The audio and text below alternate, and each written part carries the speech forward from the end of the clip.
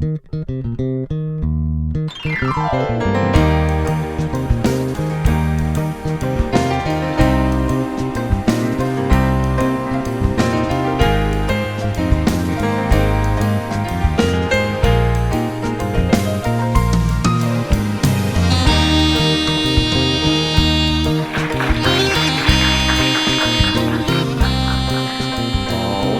이제 논어를 시작으로 해서요, 한 강의 하나의 고전 정도를 다루려고 합니다. 최소 24개의 고전이 다뤄질 거고, 또 어떤 강의에서는 한 2개씩 다뤄질 수도 있습니다. 그래서 여러분들한테 이런 다양한 고전을 너무 이제 겉핥기식으로만 설명드리는 거 아닌가 좀 우려는 되는데요. 그 고전의 가장 엑기스만 여러분들께 잘 소화시킬 수 있게 도와드리는 게 이제 제 임무라고 생각하고 최선을 다해보고자 합니다. 이 강의의 제목이 정신을 개벽하자입니다. 정신을 개벽하는데 왜 우리가 기존 이런 고전들을 두루 섭렵해야 되는가, 이런 의문이 있으실 수도 있는데요. 개벽이라는 건 저는 문명의 업그레이드라고 생각합니다. 지구가 이제 업그레이드 할 때가 됐다. 이게 개벽이라고 생각하는데요. 물질 문명은 하루가 다르게 업그레이드 되고 있습니다. 문제는 정신 문명입니다. 100년 전에 온불교 서태산 대동사께서도 물질이 지금 개벽되는데 정신을 개벽해야 따라가지 않겠는가. 정신은 업그레이드 되지 않고 물질만 업그레이드 되면 최선의 것이 최악의 것이 된다는 말이 있습니다. 개벽이 되려면 기존 문명의 엑기스를 우리가 충분히 소화하고 그 문제점까지도 얘기하면서, 그러면서도 한 단계 업그레이드된 어떤 문명을 제시해야 되는 거 아닌가. 그래서 저는 대종사님께서도 유불선의 합의를 주장하셨다고 봅니다. 그래서 저는 24 강좌를 통해서 유불선, 그리고 서양 철학, 기독교의 어떤 철학의 핵심까지도 한번 다뤄보고자 합니다. 그래서 기존 철학의 핵심이 결국은 또 둘이 아닙니다. 원불교에서는 이론상이라고 하죠. 이 이론상 자리가 우리 마음의 가장 본바탕인 마음이고 순수한 마음이기 때문에 양심이라고 봅니다. 저는 그래서 양심으로 이 철학과 종교들이 어떻게 해통되는지를 한번 보여드림으로써 여러분들이 훨씬 쉽게 기존 문명의 지혜를 흡수하고 또 새로운 어떤 문명의, 정신 문명의 업그레이드를 지향하실 수 있으리라고 확신합니다. 이번 시간부터는요, 한 강좌의 하나의 고전을 다룰 텐데, 논어 하나를 우리가 1시간에 이해한다는 거 어렵지 않겠습니까? 다만 제가 오랜 세월 고전을 연구한 그 입장에서 이 정도만 아시면 그래도 논어 맛은 보신 거다, 이런 핵심이 되는 얘기를 최대한 드려보고자 합니다. 오늘 첫 강의라 제가 좀 설명을 드렸습니다. 공자는 음나라의 황족. 자, 좀 세게 나가는데요. 최근에 무슨 한단곡이나 이런 역사서가 유행하고 하면서 공자가 우리 민족이다, 이런 주장이 또 중국을 자극하기도 하고 해서 문제가 많은데, 제가 굳이 이런 주장을 맨 앞에 내세운 건 뭐냐면요, 이 내용을 모르고 논어를 이해할 수가 없어서 그렇습니다. 그리고 지금 이 내용은요, 중국 학자들도 다 인정하는 내용들입니다. 우리의 일방적 주장이 아닙니다. 당당하게 얘기하셔도 좋고, 중국 학자들이 최근에 동국공정을 통해서 열심히 주장하고 있는 내용이기도 합니다. 그 내용이 뭐냐면요, 우리 예전에 우리가 고조선 땅이라고 알았던 그 지역에서 중국은 홍산 문명이라는 어떤 문명의 흔적을 찾아냈습니다. 그래서 중국인들이 자기들의 문명이라고 생각하고 열심히 이제 발굴한 걸 보고하다 보니까 우리가 예전에 추측만 하던 그런 실체들이 드러나는 부분도 있다는 것이죠. 그 중에 재밌는 게, 은나라가 동이족이라는 걸 예전부터 주장해왔고, 그 많은 역사서나 많은 철학자들이 주장했지만, 그 부분에 대해서 중국도 지금 흔쾌하게 은나라도 동이족이고 같은 홍산 문화에서 고조선과 부여도 나갔다는 주장을 지금 펴고 있습니다. 그러니까 이 부분에 대해서는 당당하게 우리가 얘기할 수 있다는 겁니다. 지금 한중 간에 유물 놓고 얘기해도 그렇더라 하는 이 부분이 있다는 거죠. 그런데 거기서 이제 핵심인 거는, 은나라가 동이족이다, 이게 이제 무슨 논어랑 관계가 있느냐. 공자라는 분은요, 논어를 통해서 보시면 나는 내가 지어낸 거 없다라고 자꾸 얘기하십니다. 그러면서 뭐라고 하냐면, 나는 옛날 거 좋아했을 뿐이다. 그 옛날 게 뭔지가 드러났다는 거죠. 옛날 게 뭐냐? 그건 바로 지금 홍산 문명으로 추정되는 그런 고대 문명이었다는 거죠. 거기에서 음양의 이론부터 오행의 이론까지도 다 거기서 시작됩니다. 그런데 그 이제 민족을 중국에서도 동이족이라고 본다는 겁니다. 그러니까 막연하게 우리 민족이다라고 생각하시면 안 되고요. 중국 문명의 뿌리이기도 하고 우리 문명의 뿌리이기도 한 그 자리입니다. 그 자리를 지금 동이족이라고 부르면서 설명하고 있다. 은나라는 동이족 문명의 적통입니다. 그래서 동이족 문명의 핵심들을 은나라가 많이 갖고 있었어요. 그래서 그 은나라의 철학을 가지고 공자님은 은나라의 철학을 가지고 당시 은나라 다음이 주나라인데요. 주나라의 문제들을 해결하려고 했던 겁니다. 주나라의 많은 문제들을 은나라의 철학을 가지고 해결하려고 했다. 이게 논어의 핵심 정신인데 이 부분에 대해서 얘기를 하지 않고 우리가 논어만 얘기하면 이제 논어의 핵심을 우리가 알 수 없을 것 같아서 미리 말씀을 드려봅니다. 공자 스스로 어떻게 얘기하는지 한번 보십시오. 공자의 이름이 구죠. 나는 이 소리입니다. 나는 은나라 사람이다. 되죠? 밝은 임금이 일어나지 않으면 천하에 누가 나를 높이리요. 나는 은나라 사람인데 지금 주나라에서 내 철학을 알아보는 이가 없다.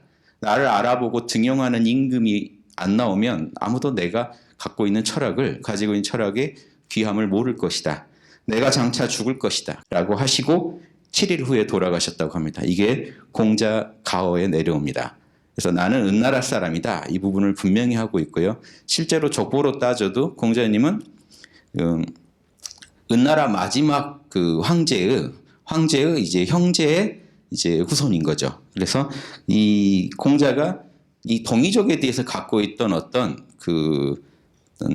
선망의 어떤 마음이 있습니다. 중국에서는 내 말을 안 듣는구나. 난 동이족 땅을 가야겠다. 이런 마음을 갖고 계셨기 때문에 논어 자한편에 보면 이런 말이 나옵니다. 공자께서 동이족의 9갈래를 구이라고 합니다. 구이에 살고자 하니까 혹자가 물었습니다.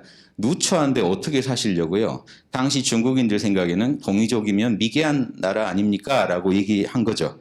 근데 공자께서요. 군자가 사는데 어찌 누추하랴? 이 말을 합니다. 이 말을 지금 이제 중국 측 그 학자들이 풀 때는 공자 스스로 내가 군자인데 군자가 가 있는 곳이 누추할 수 있겠는가?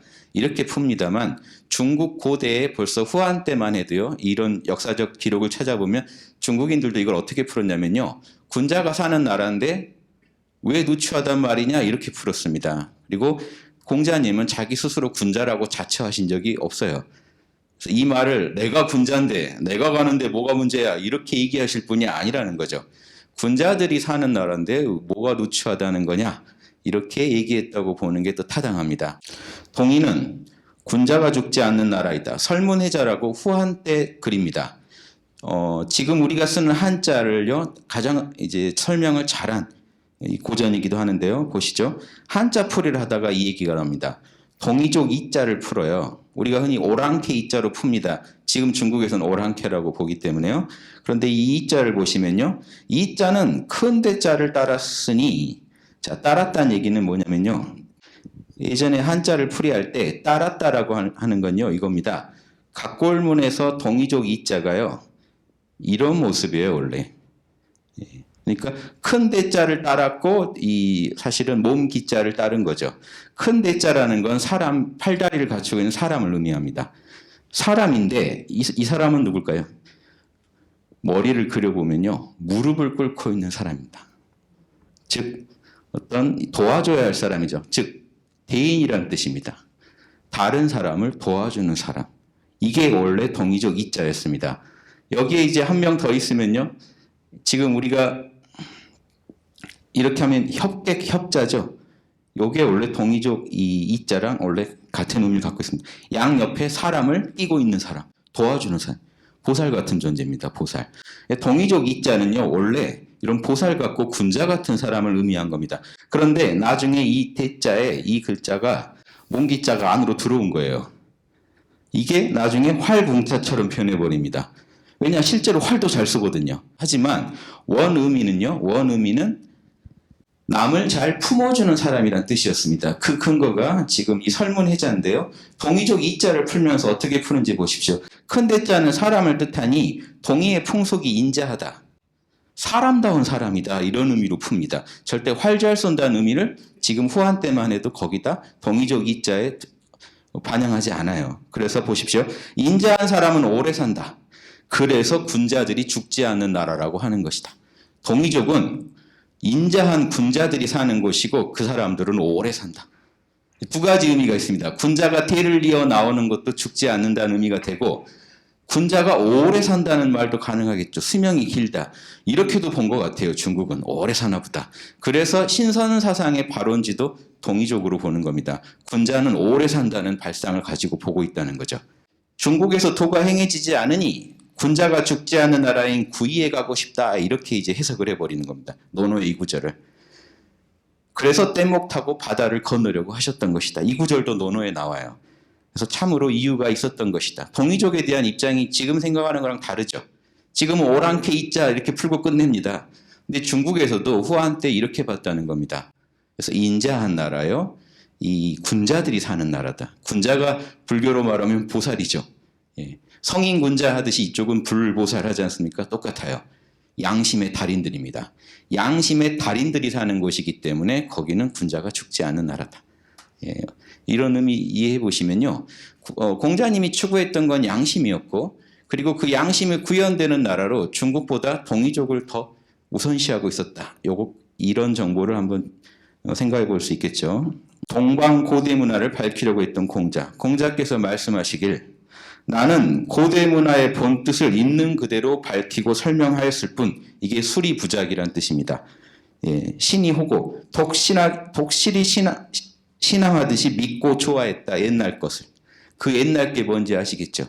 예, 동방의 고대 문화입니다. 그게 동이족의 문화였고 그건 인자한 문화였어요. 양심의 문화. 자, 그래서 공자님이 인을 강조한 겁니다. 인의 한자 풀이를 한번 제가 해드리겠습니다. 인은요, 옛날 각골문에 보면요, 이렇게 쓴 게 있어요. 이 두 개의 길이가 똑같습니다, 원래. 이 뭔 의미일까요? 수학의 이퀄 표시랑 똑같아요. 다른 사람하고 똑같이 생각하라, 나를. 그게 나중에 지금 이렇게 됐는데, 지금은 두 이자가 됐죠. 그래서 이제 정약용 선생이 나중에 풀 때 두 사람 간의 올바른 인간관계, 남하고 맺어야 하는 두 사람 간의 올바른 인간관계가 인이다 이렇게 푸셨는데 원래 이제 각골문이 이렇게 생긴 줄 아셨다면 정약용 선생도 아마 비슷하게 풀었을 겁니다. 그때는 각골문이 알려지지 않은 때라 이렇게 풀었습니다만 여기에 지금 전해오는 게요. 예, 균등할 균자 있죠. 이때도 이코르 표시 때문에 균등하다는 의미가 됩니다. 그래서 이게 이 인은 남하고 나를 똑같이 여기라는 거다. 이렇게 생각하시면 이 인에 대해서 정확하게 이해하실 수 있습니다. 저 감각을 가지고 있던 민족이 그 당시에 동이족이고 동이족 문화에는요. 남하고 나를 똑같이 생각해라. 내가 행복하고 싶으면 남도 행복을 추구하는 거 알고 도와줘라. 요 가르침이 있습니다. 그 증거가 뭘까요? 고조선의 국시가 뭐죠? 홍익인간. 이해되시죠? 왜 지금 그런 말이 왜 나왔는지 이해하시죠? 고조선 국시가 홍익인간이라는 거 엄청난 얘기입니다. 우리 민족은요, 이 DNA에서 양심 잘하라고 아주 그런 어떤 유전자를 가지고 있다고 말할 정도의 얘기예요. 왜 그러냐면 예수님이 나와서 서로 사랑하라. 이게 2000년 전이죠. 예, 석가모니나 공자님이 나와서 인과 자비를 얘기할 때가 2500년 전쯤 됩니다. 고조선은 5000년 전 문명이라고요. 거기서 널리 인간을 사랑하라, 이롭게 하라 이렇게 얘기했다는 건요. 요즘 말로 하면 영성지능이 엄청 높은 민족이었다는 겁니다. 저는 양심지능이라고 부릅니다. 내 양심을 잘 이해하고 구현하는 지능이 엄청 높았다는 거예요. 그래서 우리가 또 유불선의 합의를 얘기해보고 있는 겁니다. 지금. 현실은 힘들지만 그 안에서 또 양심의 싹을 키울 준비를 하고 있는 거는 또 새로운 개벽을 준비하는 거는 우리 안에 그런 피가 흘러서 그런 게 아닌가 저는 그렇게 생각합니다. 몽골족들이 그렇게 양심을 좋아하고 현실에서 중생을 돕고 이롭게 하는 걸 중시합니다. 그 증거로요. 대승불교가 어디로 퍼졌나 보세요. 다 몽골족들한테만 유행했습니다. 티벳, 부탄, 중국, 한국, 일본이 대승불교 했죠. 남방은 다 소승불교 했습니다. 예. 대승이 와닿는다는 건 뭘까요? 홍익인간이 본능적으로 더 끌린다는 거예요. 나 자신의 해탈보다 모두를 돕고 이롭게 하리라는 보살 사상에 더 뭔가 끌린다는 얘기입니다. 이런 부분까지 생각해 보시면 공자님이 좀 더 이해가 되지 않을까 생각합니다. 당시 중국에서 자신의 은나라 황족이라는 걸 분명히 알고 있는 공자란 철학자가 인을 계속 강조하면서 중국 전역을 돌면서 얘기하다가 안 먹히니까 동이족 가고 싶다라고 얘기한 겁니다. 나 뗏목 타고 고조선 쪽 가고 싶다. 이 말이요, 그냥 나온 게 아니라는 겁니다. 예. 지금 중국에서도요, 홍산문명의 가르침이 고조선 부여가 됐고 한쪽으로는 은나라가 됐다고 하는데, 그럼 은나라 또 그리고 은나라 이전에 누가 있었냐면 요순이라는 중국의 전설적인 성인군주들이 있었어요. 그럼 요순을 숭상하는 게 은나라입니다. 예, 요순을 지독히 숭상했던 나라가 은나라예요. 그러면 이 문명이 이어진다는 얘기인데 요순의 철학에서 지금 우리가 증거를 살펴볼 수 있지 않을까요? 중용에 보면 이 얘기가 나와요. 공자, 선자, 자사가 우리 할아버지는 요순을 제일 할아버지로 알고 진술했다. 아까 공자님이 수리부작할 때 진술했다. 같은 말을 씁니다. 자, 그러니까 이 공자란 철학자가 요순에 그렇게 관심을 가졌다면 요순에게 은나라 문명의 뿌리가 되면서 이런 동방고대 문명의 훌륭한 전승이 된 어떤 철학이 있어야 되지 않을까요? 그 핵심을 서경에서 볼 수 있습니다. 서경에 보시면요. 16자예요. 한자가 16자. 도학의 16자 요결이라고 해서 조선 선비들이 500년간 아침 저녁으로 암송하던 그 구절입니다. 이 안에 조선 문명이 다 들어있어요. 공자 또한 이거를 복원하려고 했어요. 당시 주나라 때. 보세요. 이거는요. 순임금의 가르침입니다. 순임금. 욕심은 오직 위태로우며 욕심이 나쁘다고 안 했어요. 위태롭다고 했지. 욕심이 악하다 해버렸으면 욕심을 버려야 되죠. 예, 그러면 대승사상이 나올 수 없습니다. 대승사상은요, 남의 욕심까지 챙겨주는 이 가르침이 대승사상이에요. 남의 욕심까지 이롭게 해주면서 도를 가르치는 게 이 대승사상이거든요. 그래서 욕심을 버리지 않습니다. 욕심은 위태로울 뿐이다. 그런데 그럼 관리하면 되는 거 아닙니까? 그럼 욕심을 관리하는 우리의 마음이 하나 있어요. 양심이요. 제가 지금 한문으로는 도심이라고 되어 있는 걸 양심으로 번역했습니다. 즉 진리의 마음이 우리 안에 있다는 겁니다. 욕심은 인심이라고 되어 있죠. 사람 마음이 있어요. 탐진치의 마음, 사람 마음이 있는데 사람 마음은 늘 위태위태한데 진리의 마음, 양심은요. 미약하다. 이게 우리 실존이라는 겁니다. 예. 그래서 이 공부법은 뭐가 될까요? 마음 공부하는 법은, 마음 경영하는 법은 불안한 욕심을 안정시키고 미약한 양심을 강하게 하는 겁니다. 이 방법만 쓰면 내 마음도 경영할 수 있고 천하도 경영할 수 있다는 사상입니다. 예, 왜 천하 경영을 얘기하냐면요. 순임금은 천자거든요. 당시 천자가 우임금이라는 후계자 천자한테 천하를 물려주면서 가르쳐준 노하우입니다. 경영의 노하우. 그래서 이게 동양에선 정치, 경제 최고의 요결이로 보는 거죠. 마음 관리를 잘해라. CEO가 CEO한테 권해주는 겁니다. 욕심은 위태위태하고 양심은 미약하니 그 다음 가르침이요. 유정유일. 오로지 양심을 정밀하게 파고 양심을 한결같이 밀고 나가면 반대로 욕심을 정밀하게 파고 욕심을 한결같이 밀고 나가면 더 위태로워지겠죠. 곧장 악으로 향하게 되겠죠. 그런데 지금은 악으로 향한 정도는 아니에요. 위태롭지. 위태로운 이 마음을 내 양심을 더 정밀하게 이해하고 양심을 한결같이 밀고 나간다면 윤직걸중, 진실로 중심을 잡고 경영할 수 있을 것이다. 마음 경영의 노하우를 천자가 천자에게 가르쳐줍니다.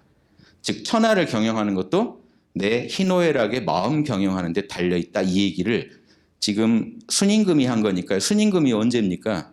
그 단군 시대입니다. 그럼 지금부터 한 4, 5천 년 전이라고요.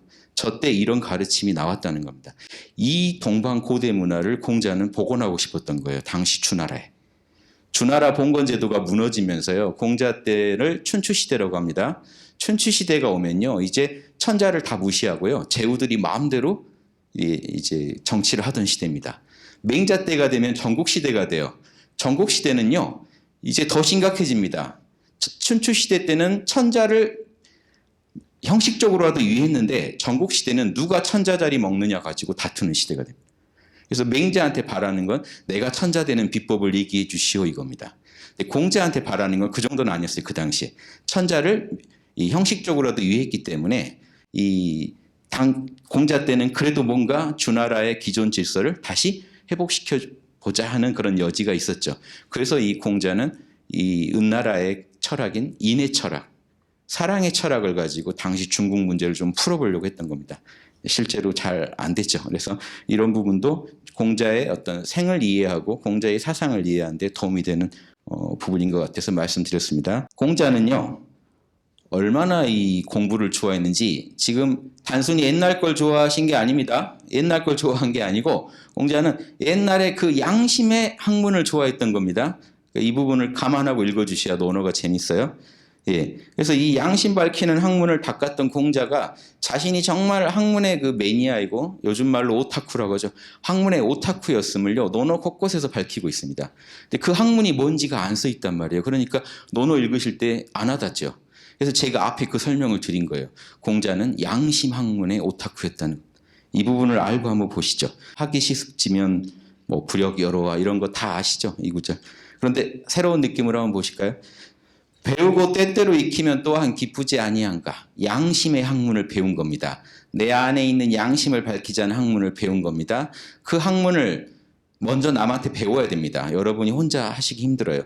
여러분 안에 양심의 씨앗은 있지만 이걸 복원하려면 스승이 필요하고 도반이 필요하죠. 그러니까 먼저 배워야 됩니다. 스승한테.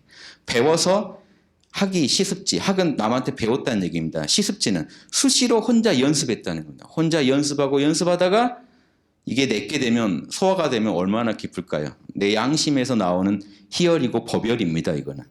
예, 기뻐 죽겠다. 이건 혼자 공부할 때 느끼는 희열입니다. 예.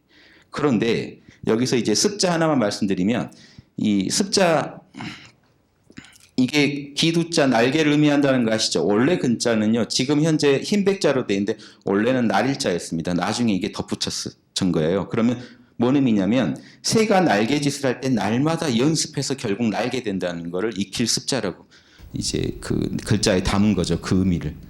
이해되십니까? 우리 안에 양심의 씨알이 있다. 이거를 인정하고 잘 자라게 도와주는 거. 이게 논어가 추구했던 학문이라고 봅니다. 그래서 이걸 위해서는 먼저 자기 내면부터 연구해야 돼요. 남의 거 양심 지적하고 다녀서 안 됩니다.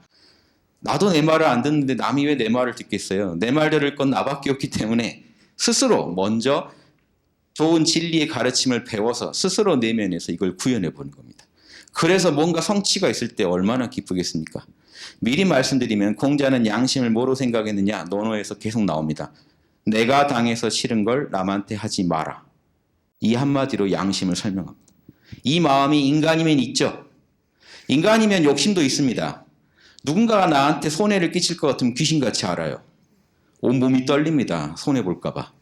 반대로요. 욕심이 있다는 증거죠. 반대로 양심이 있다는 증거도 누군가가 나로 인해서 손해를 볼 것 같으면요. 불편합니다. 마음이 찜찜합니다. 귀신같이 알아요. 이것도. 그런데 아까 같이 욕심은 위태하고 양심이 미약하면 어떻게 될까요? 찜찜하고 불편해도 꼭 참고 해요. 내 욕심을 위해서. 자, 이게 우리의 지금 실존이니까 양심을 응원해주고 양심을 복돋아주면 정반대의 상황이 되지 않을까요? 욕심이 진정되고 양심이 힘을 얻는 그런 문화가 가능하고 그런 인격을 갖출 수 있지 않을까요? 이거를 공자가 연구했습니다. 개인적으로 스스로에게 갖추고 이런 문화를 만들어내서 당시 위기에 빠진 주나라를 구해내는 거. 이게 그 당시 어떤 대승보살로서의 공자의 어떤 삶이었다고 봅니다. 자, 그래서 먼저 학문을 너무 즐거워해야 했습니다. 공자는.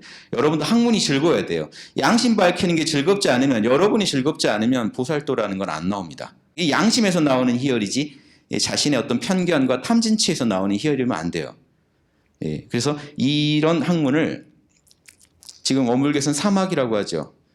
예, 이 내비게이션입니다. 지혜는 내비게이션입니다. 사리 연구를 정확히 해서 뭐가 옳은지 그른지 알아야 되고, 내비게이션만 켜져 있으면 뭐합니까? 운전자가 술 취해 있는데 운전사 정신 차리고 있어야 됩니다. 정신수양이라는 이 선정의 공부를 해야 됩니다. 그 다음에 운전자 정신 똑바르고 내비는 정확히 길을 가르쳐줘도요. 바퀴가 안 굴러가면 안 간 겁니다. 한 바퀴라도 굴러야 돼요. 그렇죠? 그러니까 이 잘못된 음주운전도 바퀴가 굴러야 잡아가죠. 잘못된 길을 걷든 좋은 길을 걷든 바퀴가 굴러야 그 업이 이루어집니다. 작업치사라고 하는 그 실천적인 행위는요, 계행은 이 바로 이제 한 바퀴라도 굴리는 데서 옵니다. 이게 군자의 학문이고 선비의 학문이고 보살의 학문이라고 봅니다. 율곡 선생도 똑같은 말을 해요.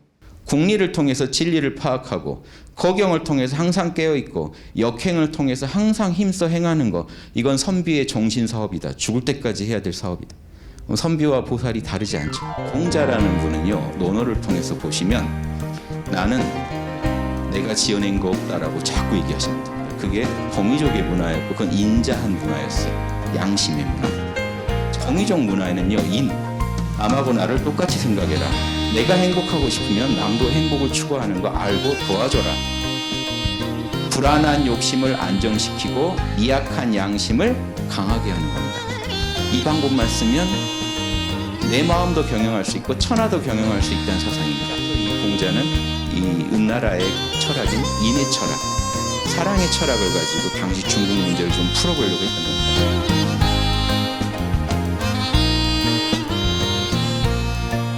공자님은 그런 학문을 했습니다. 혼자 하고 너무 좋았어요. 근데 오타쿠들은 꼭 친구가 있습니다. 그거 좋아하는 도반들이 있어요. 자, 벗이 있어 멀리서 방문한 이 벗은 보통 벗이 아니에요. 같이 술 친구가 아니라고요. 양심 오타쿠들이 모인 겁니다. 동호회를 해서 멀리서 모여요. 동호회 하면요, 멀리서 옵니다. 요즘 같으면 전 세계에서 모일 수 있죠. 모여서 같이 학문에 대해 토론하니 어떻겠습니까? 기쁨이 또 즐거움으로 피어나는 거죠. 배가 되는 거죠. 자, 그런데 이런 오타쿠들은 주변에서 꼭 알아주는 거 아닙니다. 이렇게 남이 알아주지 않아도. 오타쿠 정도 되려면요, 남이 무시해도 기뻐야 돼요. 즉, 내가 그 학문을 통해 배우는 희열이 남의 이런 따가운 시선보다 더 커야 되죠. 그 얘기를 하는 겁니다. 남이 알아주지 않아도 성내지 않으면 군자답지 아니한가, 보살답지 아니한가, 이겁니다. 진짜 보살은 이래야 돼요. 내가 당한 학문에서 희열을 얻고 그걸 남과 나누고 설령 알아주지 않는 사람들이 있어도 멈출 수가 없는 경지. 그래서 실제로 중용해 보면 공자님이 이 얘기를 합니다. 군자는 이 길을 걷다가 중간에서 죽어야 되니 나도 멈출 수가 없다. 부득이 그럽니다. 멈출 수가 없다. 이게 진정한 군자의 모습입니다. 그래서 군자라는 존재들을 보살만 우리가 흔히 생각하시기 쉬운데, 군자나 선비란 존재들도 똑같은 양심의 길을 걷던 존재다. 이것도 좀 알아두시면 좋겠습니다. 자, 그러면 학문에 미쳤던 공자의 모습, 본인의 증언 한번 들어보실래요? 자로란 제자가요, 어디서 남을 만났는데 너희 선생은 어떤 사람이냐 대답을 못했던가 안 했던가 그냥 안 했어요. 그러고 와서 선생님한테 그 얘기를 하니까 공자가 이렇게 얘기합니다. 자기가 자기를 평한 거예요. 그 사람은 학문에 미쳐가지고 배고픈 것도 있고 학문을 즐기느라고 근심도 있고 늙는 것조차 잊었던 사람이다. 이렇게 왜 말을 못했냐? 이렇게 얘기합니다. 자기가 생각하는 모습이에요. 학문의 오타쿠일 뿐이에요. 완성이란 말도 안 했습니다. 끝없이 닦아갈 뿐. 이 정도로 즐기는 사람이죠. 그냥 그 자체가 즐거운 거지 꼭 어떤 성취를 해서 즐거운 것도 아니고 양심을 하루하루 밝혀가는 이 삶이 너무 즐거운 사람, 이렇게 자신을 설명합니다. 또 이 맹자 공손추 상에서도 이 공자의 말씀이 나오는데 논어에도 똑같은 구절이 있는데 맹자 구절을 제가 인용했습니다. 맹자에 보면 뭐라고 설명하냐면요, 나는 진리를 배울 때 실증 안 냈고 남한테 가르쳐줄 때 게으르지 않았을 뿐이다. 자신이 자신을 평하는 아주 그 대표적인 지금 논어의 구절들이에요. 공자의 좀 본 모습이 좀 느껴지시나요? 이 얘기를요, 맹자에서 인용을 하는데 맹자의 좀 더 자세한 사정이 나와요. 자공이라는 말 잘하는 제자가 있습니다. 머리가 좋고 말 잘해요. 재테크도 엄청 잘해서 공자 학단에 그 돈을 댔던 학자예요. 그 자공이라는 제자가 이 공자님한테 공자님 성인입니다 이래요. 그러니까 공자가 난 성인 아니다 이 얘기를 해요. 나는 진리를 공부하는데 실증 안 냈고 남한테 가르쳐 주는데 게으르지 않았을 뿐이다 하니까 말 잘하는 제자라 진리를 배우는데 실증 안 낸 건 지혜요. 남한테 가르쳐 주는데 게으르지 않은 건 인이니 자비니 지하고 인하니 성인 맞네요 하고 이제 이야기가 끝나요. 그래서 이 비슷하죠. 지혜와 사랑을 얘기하는 겁니다. 최고의 보시는 뭐죠? 법보시죠. 공자의 법보시 사상이 나오는 겁니다. 이런 학문을 즐겼던 사람이 공자다. 그런데 공자가 한 학문이 뭐냐? 그 실체가 나와야죠. 예, 그 부분에 대해서 살펴보겠습니다. 오직 하나로 꿰뚫어라. 그 자공입니다. 공자가 말씀하셨다. 자공은요, 지식 흡수가 빨랐겠죠. 머리가 좋으니까. 너무 많은 걸 알아요. 그런데 공자가 볼 때는 안타까운 겁니다. 내면의 양심의 소리를 듣고 닦아가야 진짜 지혜가 나오고 거기서 늘 깨어있고 거기서 지혜가 나오고 거기서 양심의 실천이 이루어질 텐데 공자의 말을 듣고 지식으로 흡수해버리는 거예요. 머리가 좋으니까. 지식이 앞서면요, 여러분. 지식은요, 올바른 내비게이션이 아닙니다.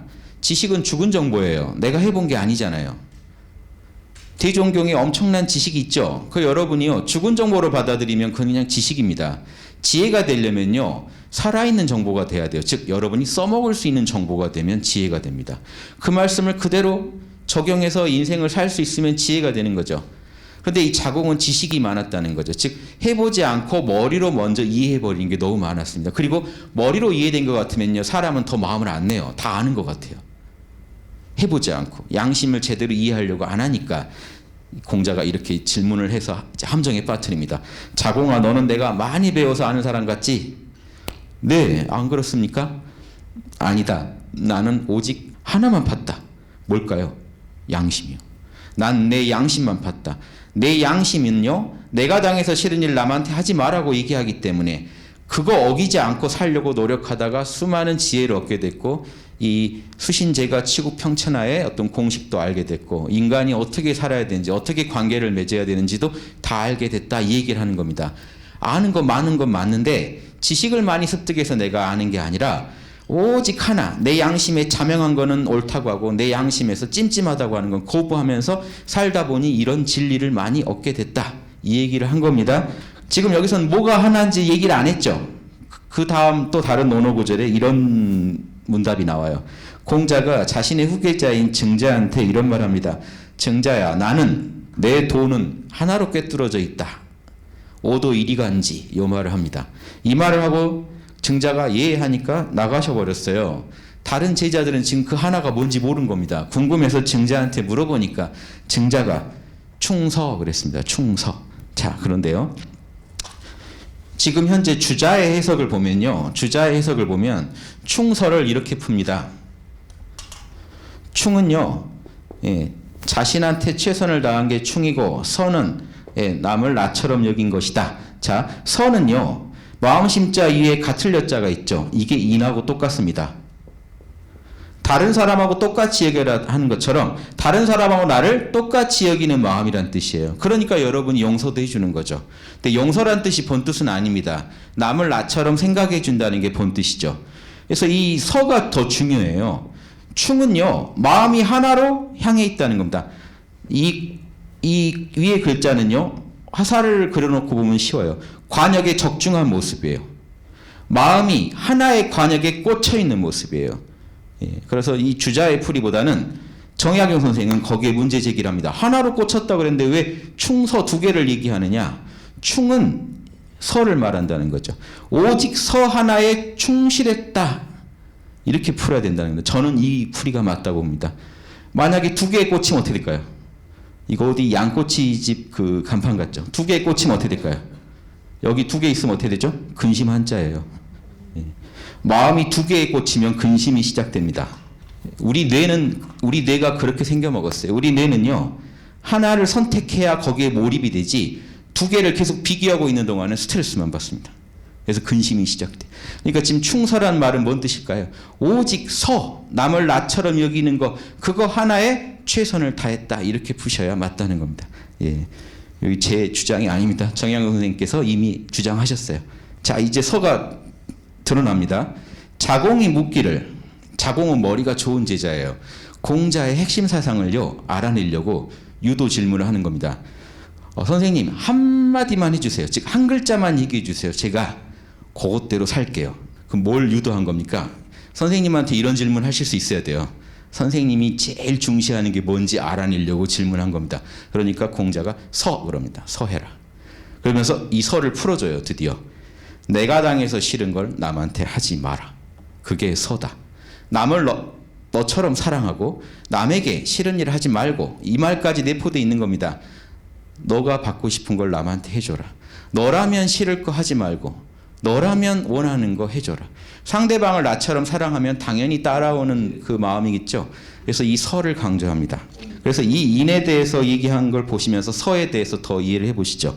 옹야편에 보면요, 인자한 사람은, 인한 사람은 자기가 서고 싶으면 남도 세워주고, 뭔 말일까요?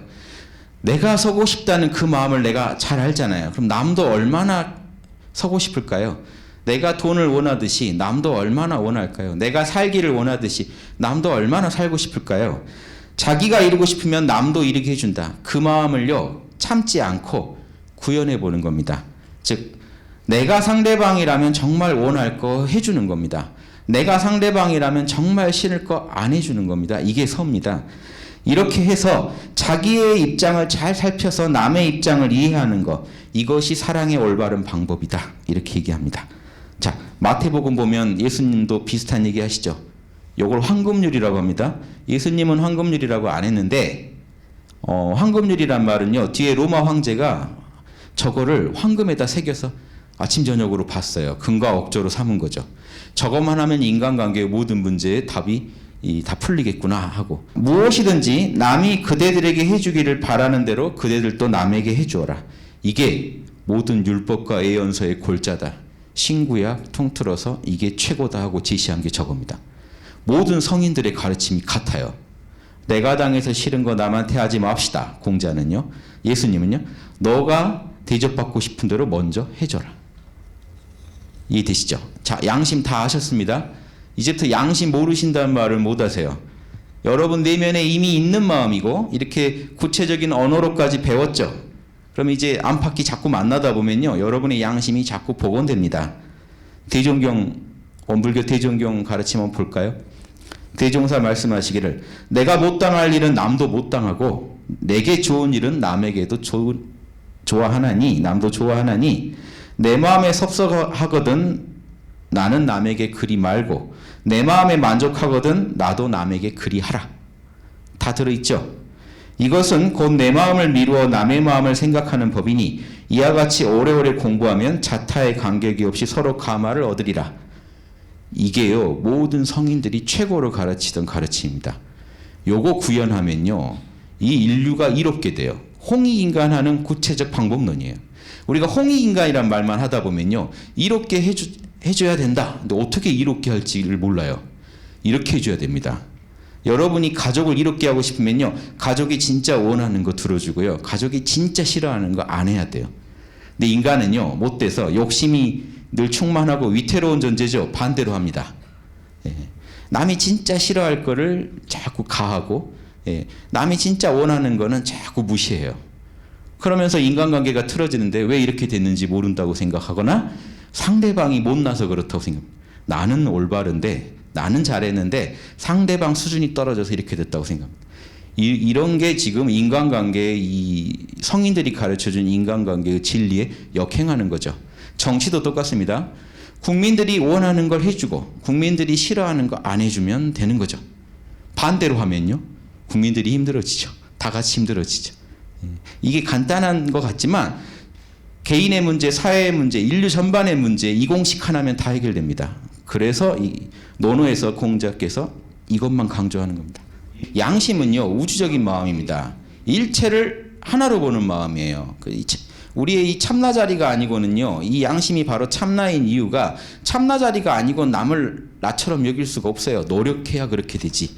본래부터 그런 마음은 이 참나자리밖에 없습니다. 이 참나자리, 이 양심자리를요, 동양에서는 오행으로 파악했습니다. 동양에서는 사실 오행 이전에 태극으로 파악했어요. 음양이 돌고 도는 모습 있죠. 그 자리를 가지고 우리가 우리 안에 있는 하느님 자리 이렇게 봤습니다. 우리나라 국기가 태극기인 게요, 이거 엄청난 얘기입니다. 태극은 동양의 하느님 자리예요. 예. 음양의 뿌리를 말하는 거지 음양의 돌고 도는 모습을 그려놓은 게 아니에요. 태극이라고 할 때는요, 위대한 극치점이라고 해서 우주가 나온 그 자리를 말하는 겁니다. 그 안에 이미 음양이 있으니까 현상계에서도 음양이 있지, 이런 의미를 담아놓은 건데, 그 안에 음양이 있다는 얘기는요, 보세요. 음양이 있다는 얘기는 발산과 수렴이 계속 반복된다는 얘기죠. 낮, 아침, 낮 더웠다가 저녁, 밤 서늘해지고, 추워졌다가 따뜻해졌다, 더워졌다가 서늘해졌다, 추워졌다. 이게 반복한다는 겁니다. 그러면 거기서 어떤 네 가지 성질이 분석되죠. 음양에서. 예, 보세요. 목기운, 따뜻하기만 한 거. 불기운, 뜨거운 거. 치솟았죠. 태극으로 치면 한쪽에서 지금 발산이 되고 있는 겁니다. 발산이 극에 이르면 어떻게 돼요? 가을 기운. 여름 지나면 서늘해지죠. 아주 춥진 않아도 서늘해지죠. 그러니까 정신이 좀 차려지니까 그때 독서의 계절 하는 겁니다. 서늘한 건 쇠, 아주 차가운 건 북극의 물, 이렇게 해서 돌고 도는 겁니다. 토기운은 중간 정도, 음양이 균형을 이루는 기운, 이렇게 해서 음양에서 오행이 나오는 겁니다. 음양은 맞는데 오행은 아닌 것 같다. 이건 불가능해요. 음양에 에서 5개의 어떤 성질을 뽑아낸 게 오행이거든요. 자, 그런데 토는요, 여러분 외우기 쉽게 플러스 마이너스로 이루어져 있습니다. 글자가 플러스 마이너스가 합쳐지면 토자가 돼요. 우연히 그렇게 된 겁니다. 그런데 이해하시기 편하죠. 음양이 균형을 이루면 토다. 자, 이걸 가지고 양심을 분석해 본 거예요. 먼저 계절로 한번 이해해 보실래요? 양심 분석 이전에 계절로 이해하시면요, 겨울에는 씨앗만 있죠. 뭔 얘기냐면 정보만 있어요. 겨울에 이 씨앗 안에 어떤 정보가 있는지는 언제 알 수 있죠? 안 움직이니까 알 수가 없어요. 싹이 안 나니까. 언제 알 수 있냐면 여름에 알 수 있습니다. 여름에요, 이 씨앗이 터져 나와서 자신의 모습을 다 보여줄 때 여름에 알아요. 자, 겨울은 움직이지 않고 판단만 하는 자리고요, 여름은 표현하는 자리입니다. 정반대예요. 봄, 가을이 또 정반대입니다. 봄은 싹이 나가지고 잡초고 뭐고 다 잘 자라는 훈훈한 때고요. 가을은요, 쭉정이는 쳐버리고 알곡만 남겨서 열매 맺는 쪼그라드는 기운, 숙살기가 횡행하는 때입니다. 자, 그리고 토기운은 중간이고요. 그렇게 해서 양심을 분석해 보시면 어떻게 될까요? 내가 당해서 싫은 걸 남에게 하지 마라. 이 논어의 가르침 안에 사랑이 들어있습니다. 즉 남을 나처럼 사랑하라. 이건 봄 기운이에요. 반대로 내가 당해서 싫은 일을 남한테 하면요, 불의가 되죠. 염치 없는 짓이 되죠. 그런 짓은 단호하게 처벌하라는 정의가 들어있습니다. 그리고 선과 악을 정확히 판단하라는 지혜가 있고요. 겨울의 지혜. 그리고 아는 건 반드시 밖으로 표현하라는 예절이 있습니다. 그리고 이 4가지가 한결같이 내년에 또 봄이 올 걸 우리가 알듯이 그 성실성을 믿는 거죠. 성실하라가 토기운입니다. 항상 균형을 잡아주고 항상성을 유지하게 해주는 성실함. 아무거나 성실히 하자는 게 아니에요. 양심을 성실히 하자는 거죠. 자, 이 원리가 우리 양심에 새겨져 있다는 겁니다. 원불교식으로 말하면 이론상 안에 저 진리가, 저 법이 새겨져 있다는 거예요. 그래서 현상계에서 늘 음양이 돌고 도면서 원불교의 원리들을 말하면 대소유무 그러죠. 이 원리가 대예요. 절대계에 있는 저 원리가. 소는 뭘까요? 현상계에서 펼쳐지는 개체들에서 보이는 음양의 현상이요. 근데 유무라는 건 뭡니까? 생겨났다 사라졌다가 계속 반복되는 게 유무입니다. 씨알로 사라졌다가 다시 나타났다가 씨알로 사라졌다가 나타났다. 저 원리를 연구하셔서 이해하는 건요, 이론상을 이해하는 거이자 결국 현상계를 올바르게 선하게 살아가는 아주 절대적인 어떤 진리죠. 결국은 이 진리 자리가 나를 어떻게 끌고 가려고 하는지 자연의 자연스러운 무의이화의 어떤 그 공식까지 이해하실 수 있게 됩니다. 그럴 때 선악 판단이 쉬워져요. 선악 판단만 되면, 내비게이션만 정확하면 여러분 찾아갈 수 있지 않을까요? 저 원리가 우리 안에, 저 안의 영역이 원불교식 말씀으로는 대입니다. 대. 우리 안에 시공을 초월한 저 불변의 본판이 있다 보니까 어떻게 된지 아세요? 여러분이 불쌍한 거 보면 측은해하게 되고요. 개체적인 현상입니다. 감정적으로 뭐가 일어나냐면 측은함이 일어나고요. 정의감이 있기 때문에 우리 안에 밖으로 뭐가 나옵니까? 이건 아니지 하는 거나 잘못했을 때 부끄러운 마음이 나타납니다. 수호지심, 수치심이나 죄책감이 일어나고 공분이 일어나요. 그리고 밖으로 사양지심, 남에게 양보하는 겸손한 마음이 나타나고요. 옳고 그름을 끝까지 따져보고자 하는 시비지심이 나타납니다. 저 4가지 마음이 없으면 우린 양심 못해요. 그래서 이거를 양심의 싹이라고 해서 사단 그럽니다. 여러분 욕심대로 우리 문명이 발전되어 온 것 같죠? 저 4가지 양심이 안 잡아줬으면요, 인류는 지금 못 삽니다.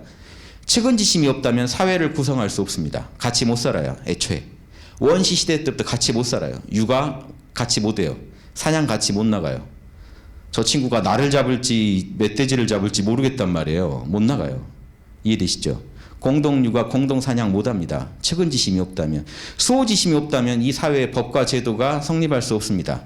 잘못된 사람은 처벌받아야 된다는 거는요, 여러분 양심에서 나오는 소리지 누가 시켜서 그런 마음 먹는 게 아니에요. 사양지심, 각 문화마다 있는 에티켓이 예절이 안 나왔을 겁니다. 남과 적당한 표현을 하기 위해서 예절이 나옵니다. 시비지심, 학문이 성립할 수 없어요. 저마다 선악의 판단 기준이 다르다면요, 우리가 어떻게 같이 모여서 얘기를 나눕니까? 자, 인류 문명은 저 양심에서 나온 도리가 잡아주기 때문에 지금까지 그래도 살아온 거고, 죄 덜 짓고 살아온 겁니다. 욕심은 하나의 문명 발전의 원동력은 되지만 위태롭고요, 양심이 통제해 줄 때 그 욕심도 제자리를 찾게 됩니다. 이게 논어를 통해서 공자님이 가르쳐 주고자 한 거라고 봅니다. 자, 이 양심 경영의 6가지를 지금 우리가 또 계정의 사막이라고 하는 것에서 선정이 중요하지 않습니까? 유교에서도요, 깨어있지 못하면 양심이 나오지 않아요. 인의예지 중에 지혜는 사막 중에 해에 해당되고, 즉 사리 연구에 해당되고, 정의와 예절과 이런 실천적인 동목은, 사랑은 행에 해당된다면 깨어있음에 해당되는 부분이 있어야겠죠. 선정에 해당되는 부분, 그 선정에 해당되는 걸 유교에서는 경 이렇게 해서 항상 깨어있는 마음을 중시했습니다. 자나깨나 경건한 마음을 품고 살아라. 자, 그게 이제 합쳐서 제가 양심경의 6가지 원칙을 말씀드리면 이렇게 됩니다. 사랑은 남의 입장을 배려하자. 양심은 이렇게 생겼다라고 우리가 알아두면 좋겠다는 겁니다. 정의는 남에게 피해 주지 말자. 예절은요, 상대방과 조화를 이루자. 상대방 입장을 좀 수용하자 이겁니다. 성실, 최선을 다하자. 뭐예요? 아무거나 최선 다하시면 안 돼요. 뭐예요? 양심에 최선을 다하자. 몰입은요, 깨어있자. 항상 정신을 하나로 모으고 깨어있자. 지혜는요, 옳고 그름을 선명하게 자명하게 판단하자. 이 안에 다 들어있죠. 재밌는 게 이게 불교의 육바라밀과 그대로 통합니다. 사랑은 보시죠. 계율을 지키는 거는요, 정의감은요, 지게요. 예절은요, 남의 입장을 수용하고 조화를 이루는 마음은 인욕입니다. 내가 참아주는 거. 정진, 성실은 정진이죠. 몰입은요, 선정이요. 지혜는요, 반야요. 신기하죠. 각자 따로 연구했는데 양심의 본 모습을 연구하고 보니까 똑같아졌어요. 예, 그래서 이걸 제가 너무 저도 공부하다 가슴 벅차서 소개해 드리는 겁니다. 이렇게 알고 공부하면 선악 판단이 쉬워요. 왜 쉽냐? 여러분, 선인지 악인지 판단할 때 애매하시죠? 일단 여러분 욕심의 판단인지 아닌지 애매하시죠? 탐진치로 내가 판단하는지 계정애로 판단하는지 모르시겠죠? 그러면 먼저 5분 동안 명상을 하세요. 무조건. 본인이 아는 명상법으로 명상을 하세요. 마음이 초연해지고 감정에 초연해져야 그 문제를 공정하게 다룰 수 있습니다. 그래서 마음이 좀 초연해졌을 때 그때 물어보세요. 사랑부터 물어보세요. 남의 입장을 내가 진심으로 배려했는가? 상대방 입장은 지금 어떨까? 무슨 심정일까? 무슨 심정인지 2가지 보면 압니다. 뭘 원하고 있는가? 아니면 뭐를 두려워하고 있나? 싫어하고 있나? 이때 사실은 자기 마음도 봐야 돼요. 그래야 공정한 재판을 할 수가 있어요. 나는 뭘 원하고 있는가? 나는 뭘 두려워하는가? 상대방 주로 얘기했지만 내 것도 당연히 포함입니다. 그래야 공정한 판결을 내릴 수가 있잖아요. 양심 법정에서. 2번째, 정의. 상대방은 나한테 어떤 피해를 줬나? 이것도 먼저 살펴보시고, 또 중요한 거. 나는 상대방한테 어떤 피해를 지금 주고 있나? 상대방 입장이 돼보지 않으면 요거 판단 정확히 안 나옵니다. 그래서 먼저 명상을 하셔야 됩니다. 깨어있지 못하면 지혜가 안 나와요. 그래서 마지막 3번째로 내 생각과 언행은 무례하지 않았는가? 예절을 살펴봅니다. 그리고 나는 지금 양심을 구현하는데 최선을 다하고 있나 하는 실천 덕목으로서 성실의 덕목을 살펴보세요. 마지막 이 모든 걸 종합해서 나의 판단과 내가 판단 내릴 때 동원한 정보는 과연 근거가 있는 자명한 정보인가? 라고 물어보시면요. 조금이라도 찜찜한 게 여기서 발견되면요. 지금 양심에 뭔가 어긋난 게 있는 겁니다. 이 중에 어긋난 걸 찾아서 반드시 시정하시고 이거를 남에게 펼치셔야만 여러분 양심에 어긋나지 않는 삶을 살 수가 있습니다. 이게 계정의 사막을 잘 쓰는 법이라고 저는 생각합니다. 그리고 우리가 앞으로 논어 맹자를 가지고 많이 연구할 때 양심에 대해서 연구할 때도요. 이 양심의 6가지 원칙을 가지고 제가 연구할 거기 때문에 계속해서 이런 말씀을 드리겠습니다. 이 시간으로 끝나는 게 아니고 이 양심의 6가지 원칙은 계속 기억해 두시고 어떤 작은 선택을 하나 하실 때도 6가지 항목을 점검해 보시고 선택하시면 후회 없는 선택을 하실 수가 있습니다. 이 중에 하나만 어긋나도 여러분의 선택으로 인해 누군가는 피눈물을 흘릴 수도 있다는 걸 아셔야 됩니다. 왜냐? 양심에 어긋난 선택이라는 건 결국 누군가한테 해로운 선택이니까요. 자리 이타가 아니라 자해 해타의 선택을 하시게 됩니다. 나도 죽고 너도 죽자. 이런 선택을 하시게 되면 욕심에 끌려가서 결국 악을 이루게 됩니다. 이 간단한 원리를 논어에서 배우시면 좋겠고, 이 논어의 이 가르침이 2500년 전의 가르침이 아니고 이 땅에서 다시 또 살아나는 가르침이 되기를 바라겠습니다. 이상 마치겠습니다.